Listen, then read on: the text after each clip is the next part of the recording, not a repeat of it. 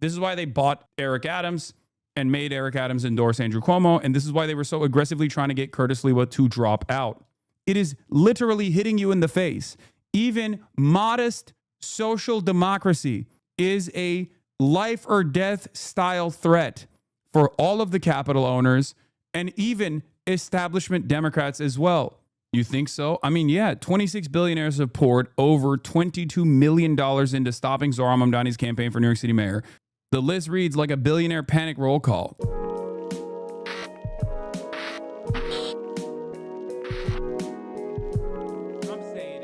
All right, we're going to move on from this, and we're going to talk about Mamdani's Get Out the Vote rally in Queens, drawing thousands. Let's take a look. For New York City mayor, we're on the campaign trail this Sunday.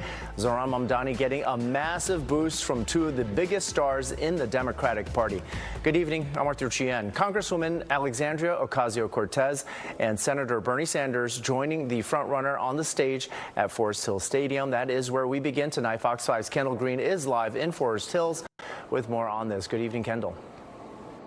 Hey, good evening, Arthur. 13,000 supporters strong in support of that Democratic nominee, including some of the biggest names in the progressive wing of the Democratic Party, all pushing for Assemblymember Zohran Mamdani.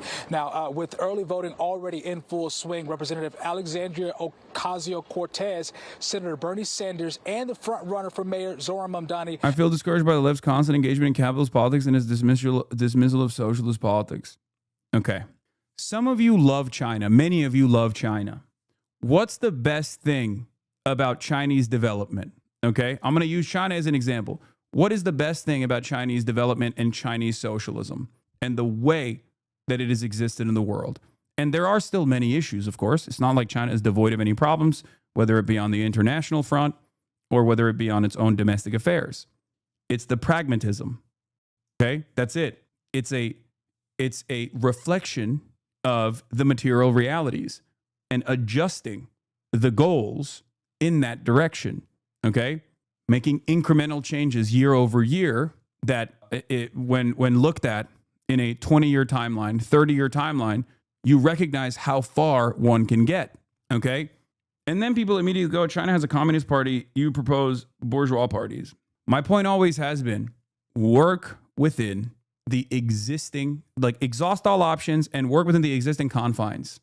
In a country utterly devoid of class consciousness amongst the working class, where class consciousness only exists amongst the capital owning class, you have to adopt different techniques. You have to adopt different methods. Okay? You have to focus on mechanisms of change that are readily available. If there is a weak, liberal, center-right, bourgeois party in the two major parties, and it's open for seizure, in the absence of a viable third-party alternative, then it is important to use that as your megaphone, okay? It is important to use that as your megaphone to get the word out to as many people as possible until the time is right. It is that simple. This doesn't mean that you shouldn't engage in advocacy and organizing beyond the two-party structure, okay? But simply hoping that this acceleration towards America's fascist demise will magically create a revolutionary movement from the ashes is incorrect. It's an incorrect theory of change. The way I see it, whether or not we're there, the Democrats across the board are already accelerating towards fascism because they are refusing to fight against the Trump administration. And in the process, they're harming people. They're allowing harm to continue.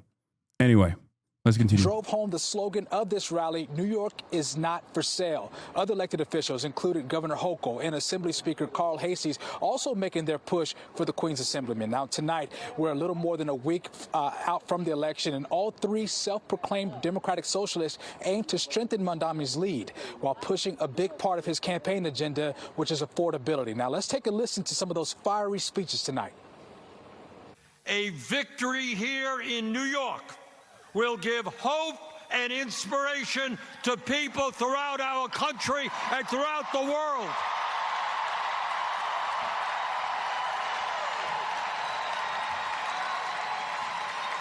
That is what this election is about. And that is why Donald Trump is paying attention.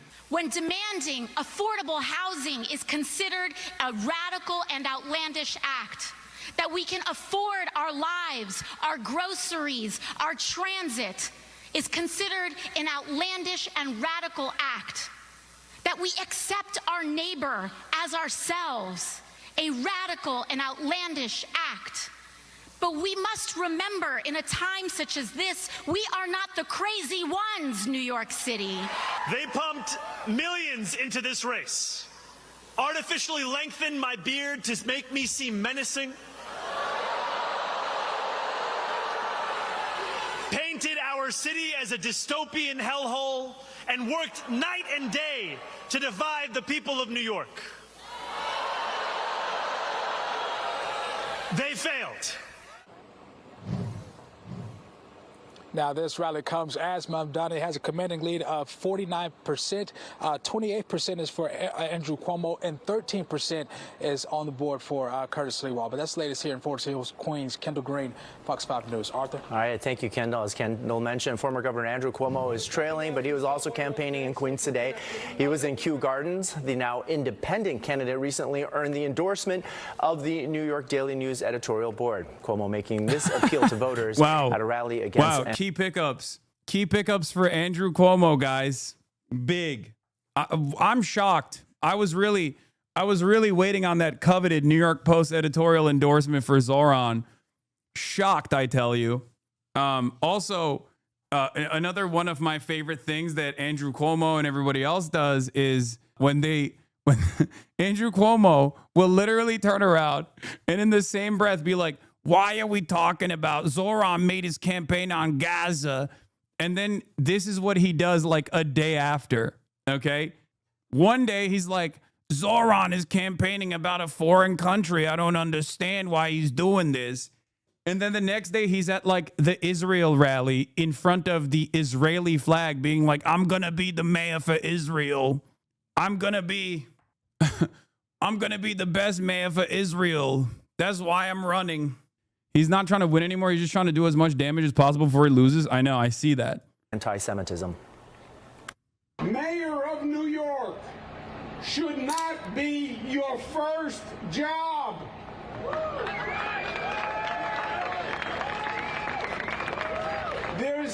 We don't want an apprentice mayor. There is no on-the-job training for mayor. God forbid there's a... I've been reading the collection of Ho Chi Minh's writings from Verso books recently. In his earlier writings, he discusses working with the traders amongst the French colonists explicitly. But as the national liberation movement develops, he shifts his approach away from this method. It's not a moral shift either. He's constantly reiterating that tactics depend only on current conditions. Yes, that is precisely right. The only reason why you read former theorists and former successful and sometimes unsuccessful initiatives to develop socialism is to learn from those lessons and then take those lessons and adopt them to your current circumstances, your current material realities. That is, in my opinion, the best possible way to move forward. All the while, you exhaust all options. And it comes across as silly when people go, dude, I cannot believe you're like people were getting mad at me because I was bringing up Lenin while talking about not even necessarily like voting for Graham Plattner, because I wasn't even endorsing Graham Plattner, but in general, like making a broader point about exhausting the parliamentary structure or whatever the current structure is, right? Which in our country is a duopoly, unfortunately. Like exhausting all options in the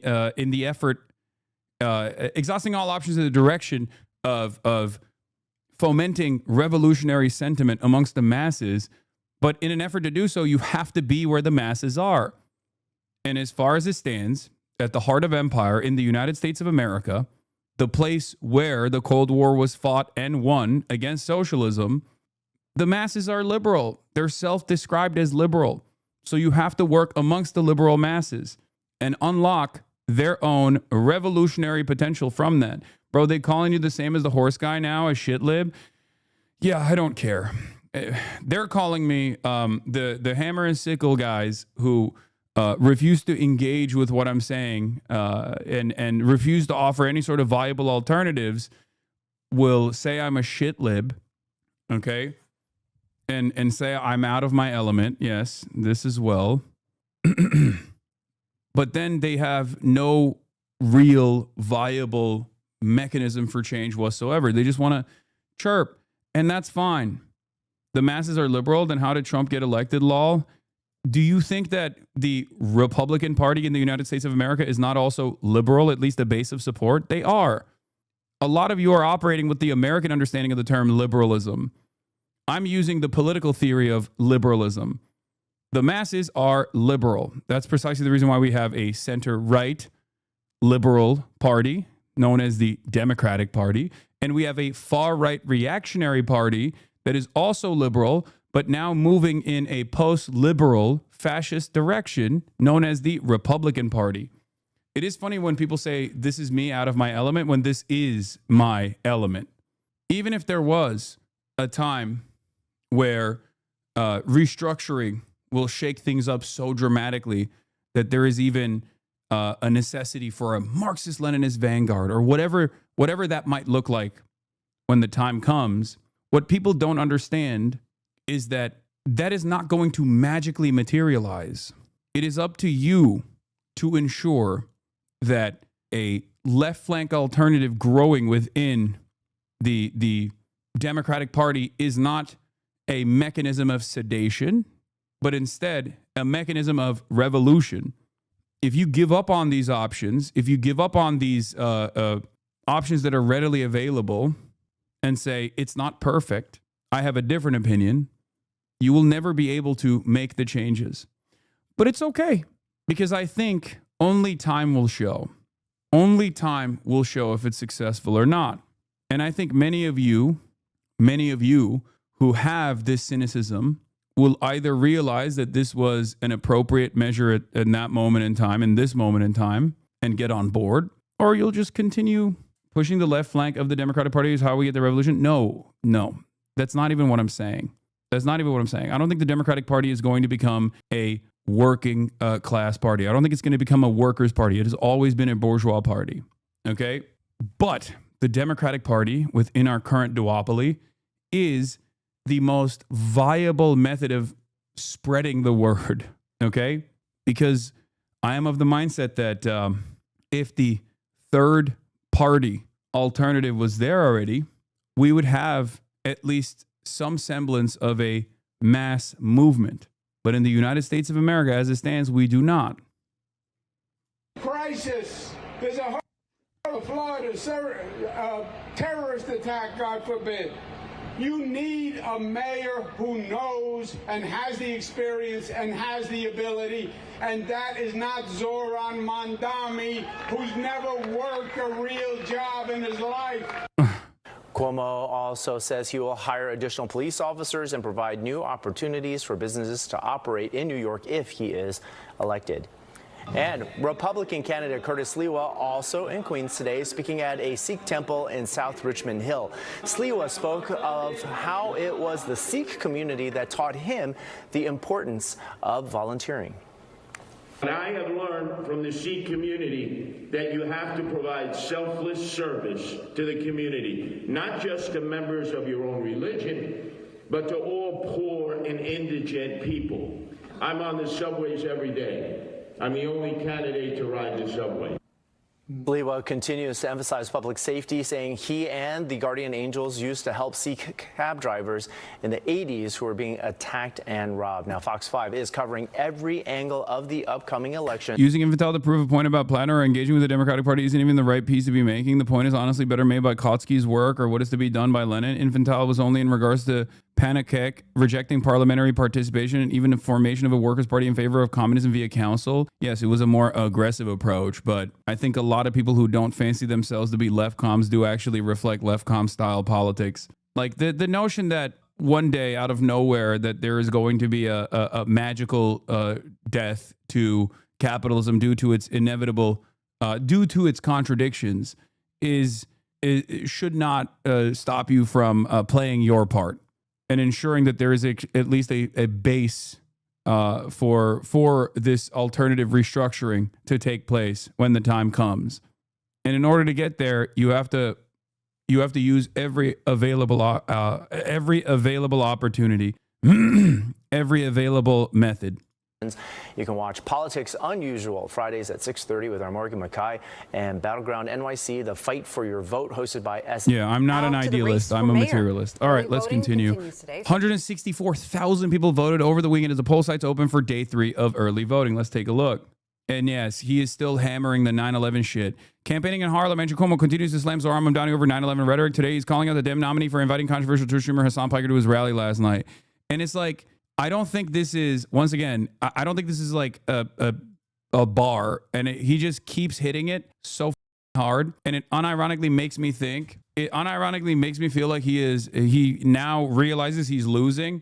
And he's just like, I'm going to try and take out like a vector of organizing, a vector of the campaigning that the Democrats could use in the future. One that is also openly anti-Zionist. Like that, it feels like he's just given up on shitting on Zohran, and instead he's just like, well, maybe on the way out I can just like take out one person, which again is not going to work regardless. Because at the end of the day, I am an outsider to the Democratic Party, but I also do have a ton of people that work within the confines of the Democratic Party, that run for local office, that are community organizers, that are union organizers. So coming after me in this regard is not going to work, especially because many of you already know what I have said and what I've done. You are not an outsider, bro. No, I mean, I exist outside of the Democratic Party's infrastructure. This is true. I oppose the Republicans, and in certain instances, I even oppose the Democrats. Hasan, it looks strongly to me like you've been pulled and assimilated into the capitalist propaganda machine. Incremental changes of how America got here. Okay. This is what I mean, by the way. Like you're out here. We got a former disgraced governor invoking my name actively because he perceives what we do here as a significant threat. So much so that he would rather try and take me out because he realizes he's not going to win the election. And you're over here saying that I've actually become an op to the socialist movement at a time when in the United States of America, socialism is receiving its highest marks. Okay? Like the last time this happened, when there was like a viable left alternative, a robust socialist movement, was pre-World War I. Okay? And we do not have the organizational capacity that we did before World War I. Socialists, communists, trade unionists, labor militancy in general is virtually non-existent still at this point. I need a lot of you to just wake up to the realities instead of isolating yourselves in increasingly more limited focus echo chambers. Why not capitalize on Zohran's momentum and build a new third party now? Because that's not enough, is my point. It's not there. We're not there yet. You're the one that's got to wake up, bro. Okay, man, you'll do it. I think if you think you aren't being used by the Democrats to make leftists think they have a guy representing them, I don't know what to tell you, man. Hasan defends Graham Plattner. Okay. I think your capacity to comprehend things is a little bit busted.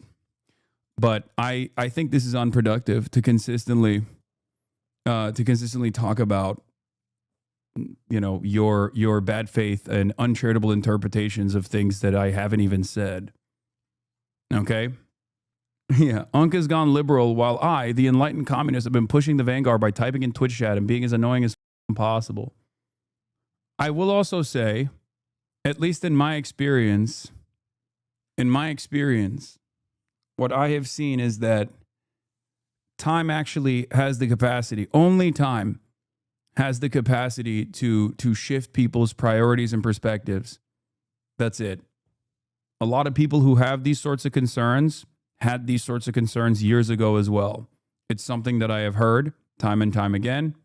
And yet, you just got to keep your head down and keep doing what you're doing. And people will eventually realize that you might have been right. And if they don't, then they don't. Yeah, Melissa DeRosa. The crowd chants at Hochul, not with Hochul. Says tax the rich, tax the rich. Democrat advisor and strategist at Cornell Communications Advisory, Melissa DeRosa, says, in a crowd that includes Hasan Piker, a stadium filled with the most popular streamer on earth hates me and my cause. In any case, that is where we're at. Okay? Feels like so many people here have absolutely no idea what the American left looked like before 2016. It's like these people would rather sit on Left Book and hyperinsular Discord servers. No, they don't even know Left Book. These people came after Left Book. These people came after Bernie Sanders. You understand that, right? A lot of the people in this community started self-identifying as socialists because of Bernie Sanders. Okay? And even after Bernie Sanders.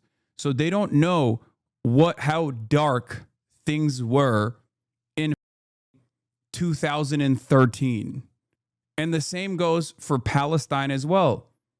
This is precisely the reason why I look to that issue in spite of all of the violence and see a lot of hope for a better future. Okay? Because I know how things used to look like in the Western world, especially before October 7 for Palestinians. People just didn't know what it was. People didn't care about it. There was only one position that was available in every different ideological tendency in this country. Liberals, conservatives, all the way to progressives and leftists themselves. They all just said, no, Israel is the most moral country on the planet. But a lot of people post-October 7, once they started realizing that Israel wasn't this beautiful island of democracy and queer liberty or whatever, surrounded by scary Muslims, and that it was actually an ethno-nationalist apartheid that was engaging in a genocide, and they learned about the history of Palestinian emancipation, some did, okay, and their attitude changed, they started taking for granted how many people were like-minded, okay? If you come from that background, if you recognize how shitty things used to be, okay? How shitty things used to be, you will realize that moving the needle in the socialist direction, no matter how incremental it may seem, is actually working just fine. It's not fast enough, but unfortunately, that's just not how change works, okay? That's it. But that is the reason why I always keep my head down, and I hope you guys can too, and keep pushing no matter what. It's like these people would rather sit on Left Book and hyperinsular Discord servers forever because it makes them feel comfy. Saying the word socialism used to be a death sentence in American politics. I know, but a lot of people don't realize that. Like for the last like 40 years, 50 years, it was not even a question, okay? This is the country that openly flaunted the First Amendment and yet still has laws in the books that make it illegal to be a communist and organize as a communist. And many Americans don't even know that reality. They've simply heard about the Red Scare and have not looked further into it. They don't understand how reactionary this country was, how antagonistic the people of this country have been, how propagandized the people of this country have been towards socialism, Marxism, leftism of any sort. Yeah. And if you look at the Gallup polls like this, image of capitalism slips to 54% in the United States of America. Okay. Trend in Americans' positive ratings of capitalism and socialism. Capitalism is at 2010 and in 2010 is at 61% approval, down to 54% approval. But this is all Americans, by the way. Socialism at 36% approval, up to 39% approval by 2025. And you think to yourself, okay, well, that's not great. Except when you look at actually the places, the political associations that are, albeit limited, once again, we have the three brackets, the Republicans, Independents, and the Democrats, right? If you look at those three brackets, you see bigger shifts on the Democrat side. So to cast aside the people that are more likely to be your allies of this sort, when it's actually working, to say, well, change much broader change is a necessity right now, okay? And therefore, I'm going to cast aside people that are more likely to be on your side instead of trying to talk to them and move them in a direction that is more open-minded to your worldview. I think that comes across as unserious. Democrats in 2010, 50% approval, 50% positive image of socialism. In 2025, it's up to 66%. Now, it's not far enough. Independents at 36%, now at 38%. Highest was at 41% in 2019. Okay? 65% in 2019. For Democrats, 66% at its highest approval now in 2025.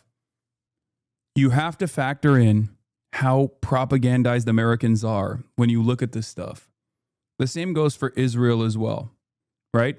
In spite of the unimaginable, unlimited faucet of propaganda that declares Israel to be a objective good, a force for good in the region, Americans came to their own conclusions on Israel in spite of the mainstream media pressure, in spite of the advocacy groups pressuring people, in spite of criminal charges being brought towards those who stood strong and defended the truth, that Palestinians were worthy, Palestinian lives were worthy of dignity, and that their emancipatory movement was just. That's the reason why I say there's a major shift happening, and that's positive. It's a good thing. Left accelerationists will see any type of reform as a bad thing because they believe it makes people more complacent and comfortable and less likely to start a revolution. Some people will just always oppose what you do no matter what because they think advocating for things like universal health care is protecting capital. I know. The interesting part about this is that I understand that. As far as welfare, like as far as the Marxist tendency that looks at welfare as a lifeline for capitalism to continue, it's correct. It's not wrong. Okay? This is not incorrect. It is correct. Because in the absence of a robust welfare state, capitalism was slated to self-destruct. This is true. Having said that, you have to work within what we already have. You have to work within what is readily available, especially in a country like the United States of America that has never had as successful of a socialist movement or a tradition or a background, and that even the limited amount of success that socialists have seen here have been actively eviscerated from the American collective consciousness through a faucet of anti-socialist propaganda.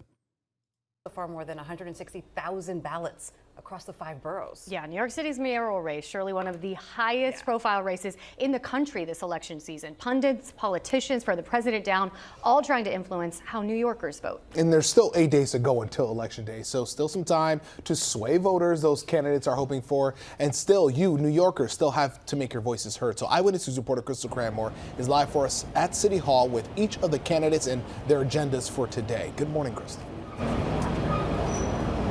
Good morning. Well, it's actually expected to be a busy week ahead as the candidates work to appeal those voters who are still undecided. But those who do know actually locked in their votes just a short while ago here at the Borough of Manhattan Community College. Take a look inside. This is how it looked when polls opened around 9 o'clock this morning. This is the 3rd day of early voting after Elections Day. There was a large turnout this weekend. Now, the candidates pulled out all the stops to secure the votes they needed. This was a rally for Assemblyman Zohran Mamdani in Queens, Forest Hill Stadium in Queens last night, where about 10,000 people were in attendance. Senator Bernie Sanders and Congresswoman Alexandria Ocasio-Cortez and other key Democratic forces in New York got on stage and championed Mamdani.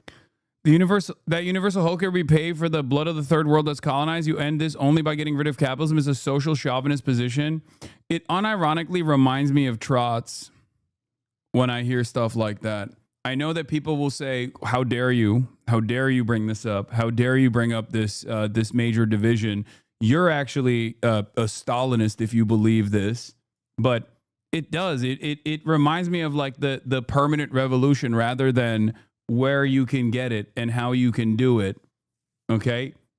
It's just And I've described this position. I have described my position and my methods and what my goal is to Bad Empanada, ironically, when we had that conversation on Noah Sampson's show, where I said, this is not about pacifying a revolutionary movement in the United States of America, but instead it's about moving the needle in the direction where, at the very least, the United States of America gets out of the way of places that have viable revolutionary movements in the global South.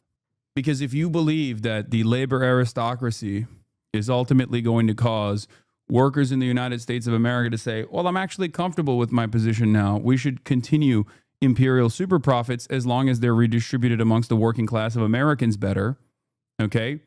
That obviously is not going to be the end point, but we are much closer to scaling back on endless imperialism around the world at that stage than where we're at now. And while we have this back and forth on what must be done or what the different methods are, the American empire moves in the direction that it was going to move in regardless of our back and forth. Has this kind of sectarian infighting actually created a robust response to endless American warfare? No, it has not. Things have only gotten worse. Things have only gotten worse. That's why I always urge the rank and filers in here to make a big fuss in their own unions to ensure that they play a formative role in the anti-war movement in general. No matter what we say and do here, we are still incredibly marginal. Okay, there is perhaps a reason why many of the more radical on paper leftists are relegated to Discord servers and YouTube channels and podcasts, and they have very little influence in the ways in which the American political project moves. Meanwhile, Republican Curtis Lewa spent Sunday visiting a Sikh temple in South Richmond Hill. He vowed to stay in the race despite growing calls for him to drop out. Now, former New York Governor Andrew Cuomo, who is running as an independent, was with the Jewish community at the Kew Gardens Hills Library. More than 300 people attended that event. Now, Cuomo and mayoral frontrunner Mamdani have been clashing over questions about support for the Jewish community and allegations of Islamophobia introduced into the race. We talked to voters who tuned out the noise and locked in their decisions early. Got to focus on the facts, and the fact is, to run New York City, you got to be able to run a business. And as a small business owner, it really feels necessary to have some business experience to run the city of New York. I'm excited. I think the whole world is watching this election, and I'm a proud New York voter. I think it's an election about change, bringing in a new generation of leadership, and pushing back to give working families a chance in the city. And the candidates are back on the campaign trail today. Zohran Mamdani is expected to meet with voters at a polling site on the Upper East Side at noon. Meanwhile, Curtis Lewa is expected to be at a rally on Staten Island. I think the fact that the Democratic machine is not actively stamping out Andrew Cuomo's viability by consistently running he claims to be a Democrat, but he's working to be a spoiler, is actually unimaginably bankrupt. Like, it is so crazy that the establishment Democrats are not united behind Zohran and actively trying to cut away at the machine that Andrew Cuomo still is utilizing with his name recognition, with his experience in New York politics at the state level. The very fact that every single Democratic New York politician isn't severing that tie is yet another glaringly obvious example that they too see not just Zohran, but this movement as a serious threat. They see the success of this movement as a serious threat. They see this people-backed candidacy. They see this people-backed candidacy as overthrowing the elite capture within the Democratic Party, because God forbid Zohran is successful. God forbid other openly socialist candidates are successful elsewhere. Then all of a sudden, all of their lobbyist funds and all of their corporate capture will dry up. This is why it's extra important to consistently get people on board no matter what. You think so? I mean, yeah, 26 billionaires have poured over $22 million into stopping Zohran Mamdani's campaign for New York City mayor. Bloomberg, Ackman, Walton, Wynn, Lauder. The list reads like a billionaire panic roll call. They're not donating out of civic duty. They're defending a system that's finally being challenged. So this is perhaps one of the most consequential moments where every single person, instead of like putting the crosshairs on their viable allies, should suck it up and try to fight back. Because this is not a given. It's not a given. It's not over. And it won't be over even when Zohran wins. Okay? And yeah, here are some scary numbers to look at if you want to light the fire under your ass. Cuomo has cut Mamdani's lead to 10 points. Suffolk poll of New York City voters. Now, it's not the best poll. I believe it's like 500 people. But Suffolk poll of New York City voters, 1023 to 1026. September poll in parentheses. Before this is before the Eric Adams endorsement, show Mamdani going from 44 to 45, but Cuomo going from 34 to 25. Wait, what? Or sorry. 45 to 44, dipping in 1 point. And Cuomo going from 25 to 34. Sliwa going from 9 to 11. Okay. Sliwa's second choice shows 36% at Cuomo and Mamdani at 2%. Now, the thing is, from what I understand, I've been reading a little bit about what Adam Carlson has been talking about as a pollster.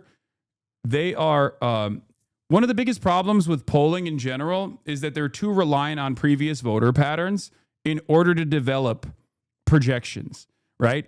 And even when they're actually adjusting for who goes out to vote. Now, when they do that, it's very difficult for them to put together an adequate sampling size or adequate weight on certain groups. One of the most famous examples of this is the Muslim vote in New York City. The Muslim vote in New York City has been historically underpolled because they've been historically underrepresented. And the suspicion is that a big part of the reason why the polls underestimated Zohran's success in the primaries was because they had not weighed the mobilization from Muslim communities within New York. Even with the limited amount of organizational tools that they had, even though it was a crazy door-knocking operation, the limited amount of name recognition that this candidacy had, as opposed to right now. So what Adam Carlson says about this poll is basically Cuomo picked up on most of Adams' previous 8% support in the Suffolk September poll, and undecideds inched down. But the closest margin, Mamdani plus 10 of any publicly released poll since August. If we look at the rest of the polls, Mamdani up 18, AARP showing Mamdani up 14, Fox showing Mamdani up 24, Quinnipiac showing Mamdani up 14, Suffolk showing Mamdani up 20, CBS showing Mamdani up 15, Marist showing Mamdani up 21, and Emerson showing Mamdani up 15. So we shall see. And New York Times has an aggregate of all the polls as well. Caroline Solar, polling researcher at the New York Times, says, as early voting begins and 1 week remaining until Election Day, Zohran Mamdani, Democratic candidate, maintains a double-digit lead over Andrew Cuomo. A new Suffolk University poll shows Mamdani ahead 44% to 34% with Curtis Sliwa, the Republican candidate, at 11%. That's down from a 20-point Mamdani lead in Suffolk's September survey. The tightening follows Eric Adams' decision to drop out and endorse Cuomo, who has tried in recent weeks to consolidate opposition to Mamdani by courting more conservative-leaning voters. Sliwa has refused calls to exit the race, and Mamdani has held a steady lead in October polls, even clearing 50% in the Beacon Research poll earlier this month. This is why they so aggressively tried. This is why they bought Eric Adams and made Eric Adams endorse Andrew Cuomo. And this is why they were so aggressively trying to get Curtis Lewa to drop out. And the reason why they were trying to so aggressively get Curtis Lewa to drop out is because, once again, it is literally hitting you in the face. Even modest social democracy is a life or death style threat for all of the Capitol owners and even establishment Democrats as well. How can you look at the situation where it's very clear that victory is within the crosshairs for someone who wants to move the needle in the left position by very little, by even very little, that all of these people are screaming from the rooftops about what a danger this presents. And they are trying to channel all of that frustration. They are trying to do everything in their power to disparage this person by any means necessary. And there are still people who are like, nah, this is actually 100% a captured. This is a person who's trying to sedate the masses and make them comfortable with the Democratic Party so that, you know, American workers are still invested in the bourgeois Democratic Party and will never actually have revolutionary feelings in their hearts. Why do we care as a Mamdani, given that he's going to win? It's the biggest upset for a non-Democrat to lose a New York City election. I'm trying to explain that there is still a threat. Hasan is talking about the threat he is to power and how the entire bourgeois political class is aligned against him. Yes. Posted and deleted weeks after John Oliver's takedown of Barry Weiss, Ryan Gold, FB's author of the shoddy article questioning the cause of emancipated Gazan children, attempts to parody last week tonight. She's definitely not mad. Do not write that she's mad. Oh, God. We'll look at this later. Okay. That's so silly. These are the polls of the New York City mayoral primary, including simulated ranked choice voters for the first and final rounds of voting. So just remember, there was only one poll that showed Mamdani up +5, and every other poll showed Cuomo with varying degrees of different leads. So all of them were wrong, but that doesn't mean that these polls are now weighing Mamdani's chances as much higher than before, because they do adjust quickly, right? Pollsters will oftentimes very quickly restructure how they are weighing certain demographics. Michael Lange says, my thoughts on the first 2 days of early voting: fear-mongering, Cuomo bump in wealthy Manhattan. Black and Hispanic turnout is low. Solid but unspectacular GOP turnout. Commie corridor starts slow, finishes strong. Brownstone, BK, huge numbers for Z. More age-related thoughts. Voters 55 plus are 51% of the electorate. Voters aged 25 to 34 are now 16% of the electorate. Plenty of older voters are Republicans. Sliwa's best demo is 65 plus whites. Gen X and boomers are ahead, but Cuomo needs more. Age data means little without districts. Emil Habibi, thank you for the 5 gifted subs. Do you think Zohran would be cooked if Sliwa dropped a long time ago? I wouldn't say he'd be cooked, but he would have a much tougher go at it, I think. Because once again, this is what happened to Bernie as well in the primary. But this time they failed in the primary because they underestimated Zohran. But now they're doing it in the general. You have to understand, like, the struggle will continue even after the electoral victory, because the same interests that actively are trying to stop this before the election takes place are not going to just sit quietly and idly and wait for Zohran to become a successful mayor. They will him every step of the way. They are going to undermine him because these people have no investment in the betterment of people's material conditions. They are playing a game of domination. They want to make sure that you do not have hope. They want to cut this before it becomes a larger problem. The bigger the win for Zohran, the more Democrats are likely to fall in line. If this is closer than expected, it's not good for Zohran's term. We need a massive turnout. We need to get it over the 50% mark, make it a blowout. Exactly. I think shows of strength, such as last night's events, is very good, because then the Democratic Party's elite see the momentum and the mobilization, the capabilities that a left flank candidate has. It makes it impossible to deny. It makes it unavoidable. It makes it a reality. Okay? We can't leave this stuff up to luck. Clearly, let's really be honest, Mamdani wins the election and takes office, Trump will immediately send in federal agents and the National Guard to ostensibly combat crime/immigration and spend every day trying to provoke New Yorkers into unrest. This is in addition to the billions of federal money he's already pledged to cut off. And I believe their threats of deporting Mamdani are very real and should be taken seriously. Cuomo and his donors constantly make not so veiled threats premised on these dynamics.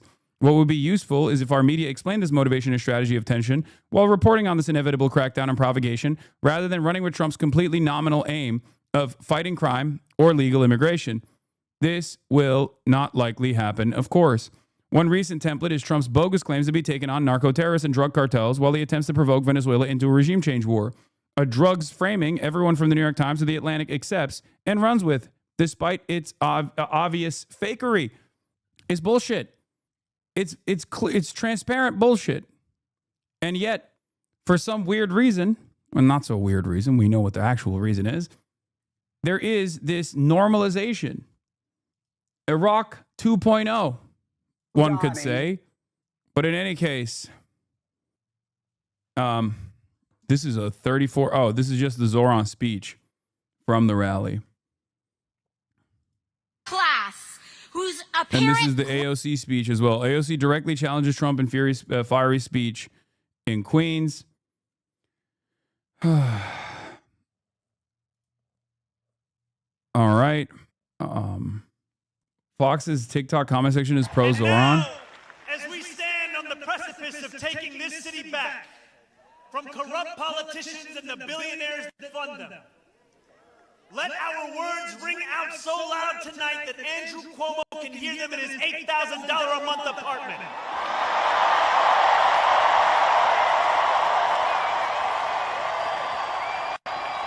Let them ring so loud so that he can hear us even if he's in Westchester this evening. Let them ring so loud that his puppet master in the White House hears us.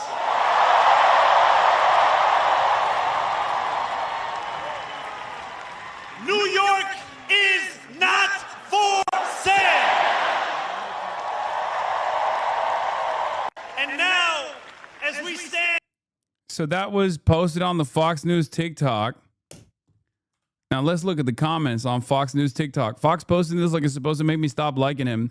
Can we change the rules so we can run for president, please? I'm so jealous of New York right now. Fox posting is the rage bait Cuomo.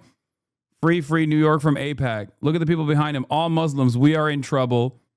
The name is Mamdani. His decency brought back enthusiasm to the election.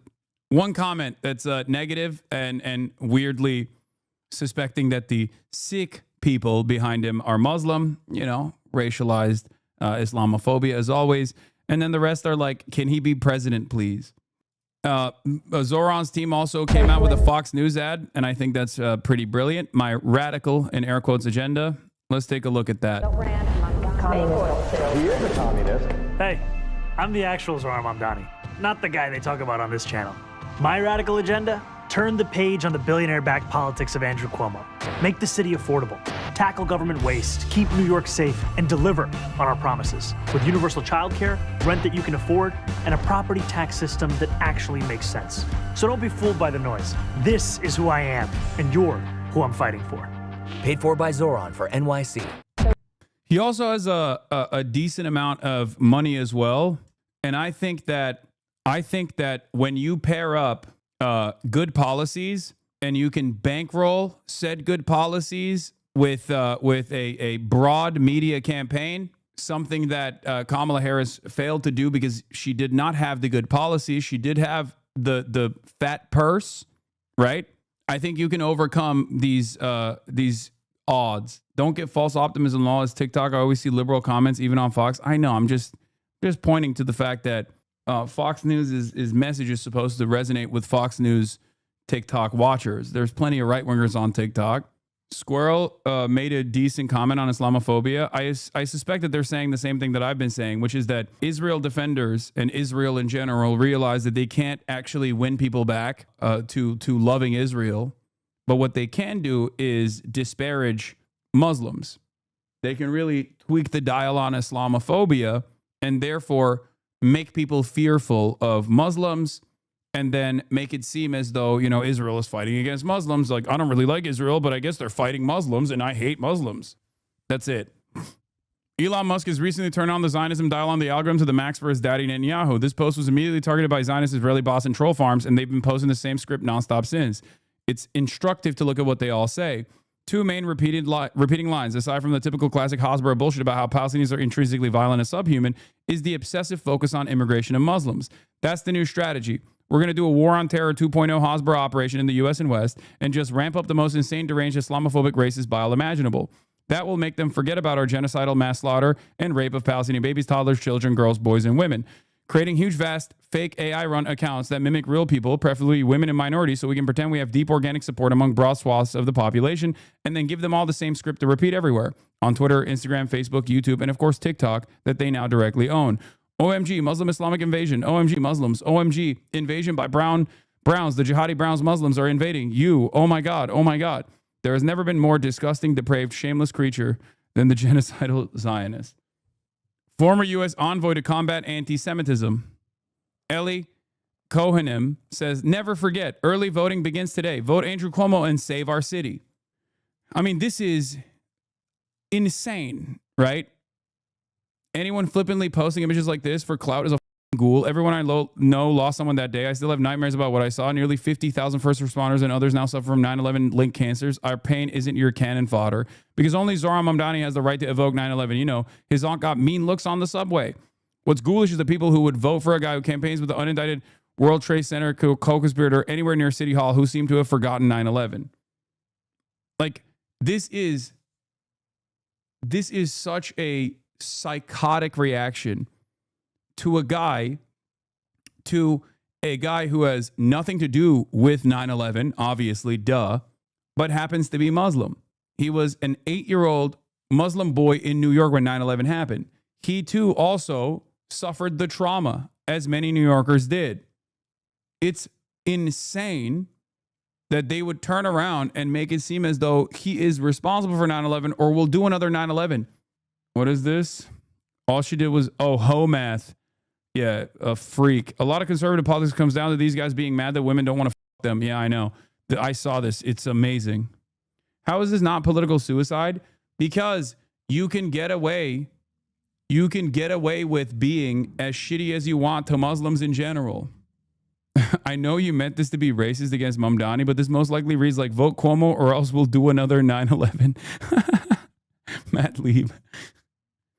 Boomers still want to hold on to 9/11 like Gen Z and the younger generation don't give a fuck about it at all. It happened 24 years ago. It's like them wanting us to cry over the Titanic. Yeah, but that's besides the point because boomers still are a viable voting bloc. You and Zohran were 10 on 9/11, not 8. Okay, my bad. 10. 10 years old, okay? Jesus Christ. What difference does it make? Oh, 10, that changes everything. Okay.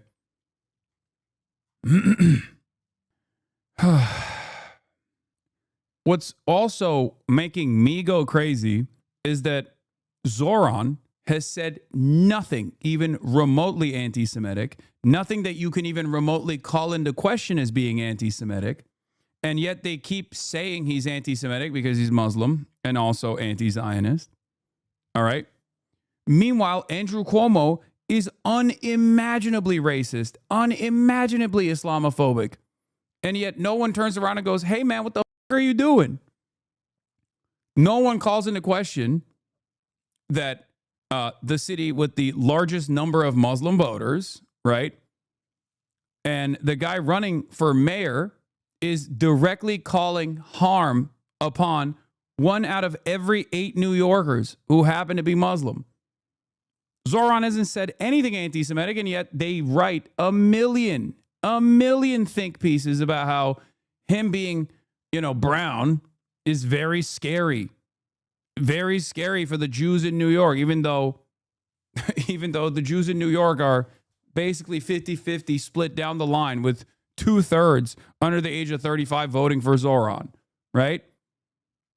It is utter lunacy, man. It is utter lunacy. I hate it. Anyway, let's look at Morning Joe. Morning Joe has fallen. Joe Scarborough bends the knee to Mamdani. Mamdani, there I did it right, and they've been Bernie Sanders. And what do they have in common? They have a populist message, and yes, people are going to say, oh, they're socialists, they're socialists, they're socialists. Yeah, they said that about Barack Obama, too, and he kicked Republicans' ass twice. So it's that populist message that they're putting out there, that even there are times that even Steve Bannon goes, yeah, what AOC's saying there, I agree with. And a lot of people, like in the populist wing of the MAGA party, agree with a lot of that stuff too. Same thing with Lisa Khan and what she was doing about breaking up monopolies. There is a lane for populist Democrats. How'd you f up Lena Khan's name? He's like, well, I got one of the brown people's names right. Also, it's not even like an exotic name. You know what I mean? It's Lena, not Lisa. That's so funny. God damn. This guy is supposed to be like, this guy's been in the media for so many decades, bro. He's been a fixture of political commentary for as long as some of these chatters have been alive. And he's still up these names. He's got like 30 different producers in his ear and shit. How do you mess this up? Democrats to run in and to win. Mamdani. Anyway, whatever. It's fine. Oh, this was really funny and also unironically anti-Semitic. Every time I hear Mamdani's anti-Semitic base shouting tax the rich, what I really hear is they're saying tax the Jews. They are obsessed with bashing Israel and wealthy Jewish New Yorkers like Bill Ackman. Connect the dots. Yeah, they want to implement jizya, but just for Jews in New York. They want to do Jewsya. Governor Kathy Hochul, going along with this is repulsive, and having Jewish Bernie there for cover redefines the phrase useful idiots. This whole thing really gives me the creeps. Just vote Andrew Cuomo tomorrow if you haven't done so already. Let's send the message that hate has no place in New York. This is one of Cuomo's closest advisors, by the way. I mean, it doesn't surprise me. It's really interesting to see people not get that the whole point of tax the rich chant is to disguise an anti-Semitic trope. Yeah. No, when people say we must abolish billionaires, if you automatically go, no, you're actually being anti-Semitic. Ironically enough, you're the one who's doing the anti-Semitism. When people say tax the rich, that means tax the rich. Okay. That is so stupid. This is like anti-Semitism is the socialism of fools, but reversed. Okay. Socialism is the real anti-Semitism. That's awesome. This woman is Catholic, bro. Of course. How the fuck are they just now forgetting this out? You were screaming at them the whole election cycle to run a populist message. We wouldn't have gotten Trump if they had listened to the broad political will. Now we have a fascist regime, and who knows if they'll leave power. Yeah. Maria Dancillo is 100% correct. I'm reading Raoul Hilberg's The Destruction of the European Jews, widely considered to be one of the definitive examinations of the Holocaust. In his book, Hilberg confirms that tax the rich was the main slogan screamed by rampaging Nazi mobs on Kristallnacht. In the tome's most important revelation, Hilberg also explains that the correct translation of Arbeit macht frei is in fact tax the rich. Okay. Moen is being silly and sarcastic, but I don't think people take that. I think people don't have the capacity to understand sarcasm because they are hysterical. Anyway. In the past, Governor Hochul has called raising most taxes, even on the wealthy, a hard no. She softened the stance today, saying, I have a lot of calculations to do, Hochul says. There's a lot of popular phrases out there, but I'm open to trying to help people who are struggling. Update, Jane Goodman, a spokesperson for Hochul, says the governor's position has not changed. She's not open to raising income taxes, Goodman said in a text. Now, the reason why she's actually softening her position, for the record, is because she went out there. She knows she needs the Zomentum. She knows she needs the DSA. She knows that Zohran has captured the attention of many New Yorkers. And for her reelection, she's going to need those voters. So she came out last night. She came out last night and spoke in front of the crowd. And the crowd wasn't necessarily booing her. But you're scarily chill this stream? Yeah, because once again, I was out there with my people. I was out there with you. That's why. That's why I'm chill. Because I was reminded once again that a lot of the background noise on the internet might make it seem like it's the only true narrative that you hear. But in fact, most people in the fucking real world are not worried about any of the dumb, nonsensical drama or any other shit. They just want their lives to improve, and they want to hold on to a glimmer of hope. And this campaign represents that for them. They're not going, well, Zohran has retriangulated his position away from avowed anti-Zionism, and therefore he has betrayed the revolutionary sentiment or whatever. Like, they're not doing that. They're just going, hey, man, this is this is cool. We finally have a semblance of hope here. Open Presents, thank you for the 100 bones.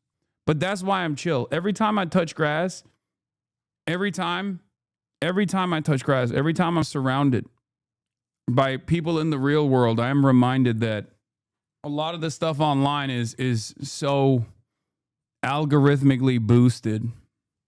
It recenters my focus. It helps me. It revitalizes me. It emboldens me. It helps me remember that this kind of message is moving across generations, and it can lead to productive mobilization, organizing that's productive. Anyway, here's crowds chanting "Tax the Rich" as New York Governor Hochul spoke at the New York is not for sale rally last night.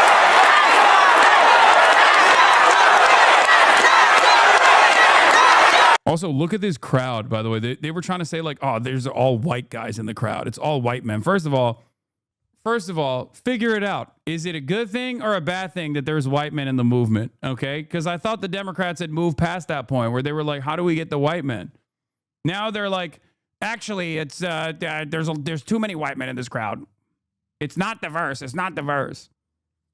You know, this is a very diverse crowd because New York is a very diverse city.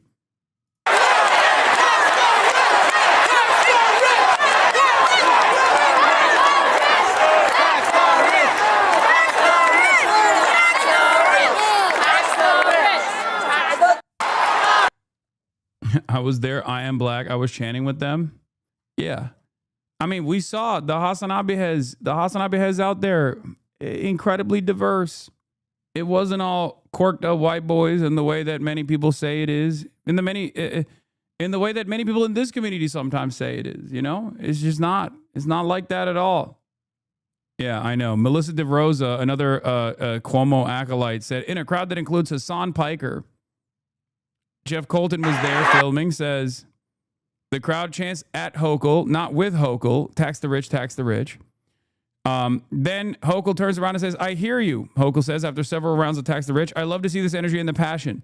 Mamdani comes out on stage for the first time tonight to hug her and raise arms in triumph with her. He literally had to come out and get the people not to yell at her. When you're faced with that kind of support for a key policy, when you are faced with that, it's quite difficult for you to deny that there is momentum coming directly from the masses in this direction. Okay? Yeah, look, what a year. This is how it started. And this has happened in just a year.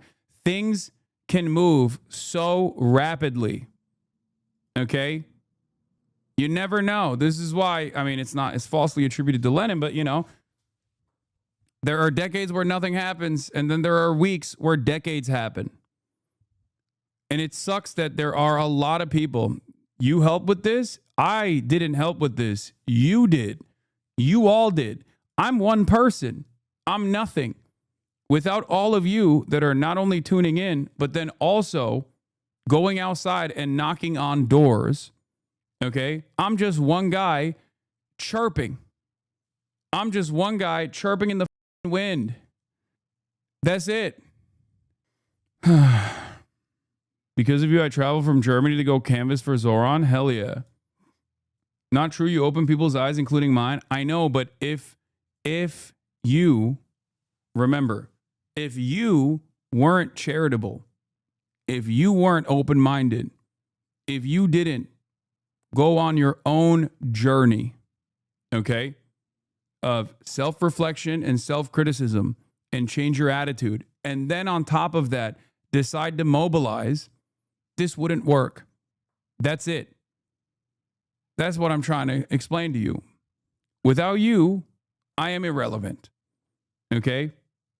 And without all of you, Zohran is also irrelevant. Everyone plays a role here. Yeah. Jeff Colton, Hasan Piker entered through the media entrance and wore a media sticker the whole time. We know that because he live streamed the whole thing. Hopefully other campaigns would also let him in under similar circumstances.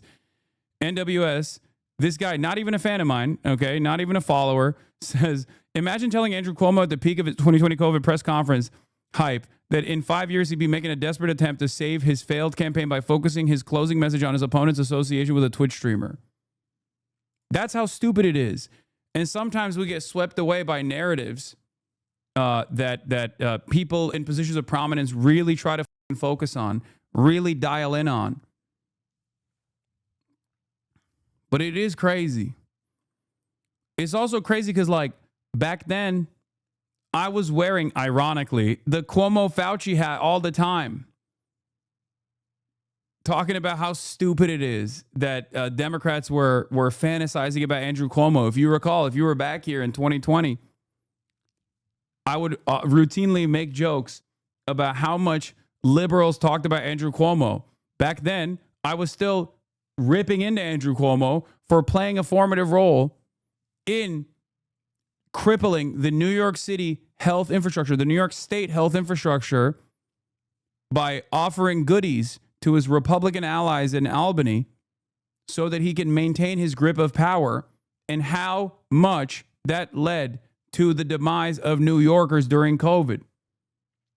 I was saying it back then too. And it's crazy that, like, now virtually every New Yorker is aware of this, regardless of how they felt about Andrew Cuomo back then. Yeah, the Cuomo-sexuals, if you remember. Really dumb question, but why is Cuomo running in the first place? What does he stand to gain? He wants to restart his failed political career, and he thought he could do so by running for a less powerful position. That's it. He wants to regain the confidence of the New York political machine.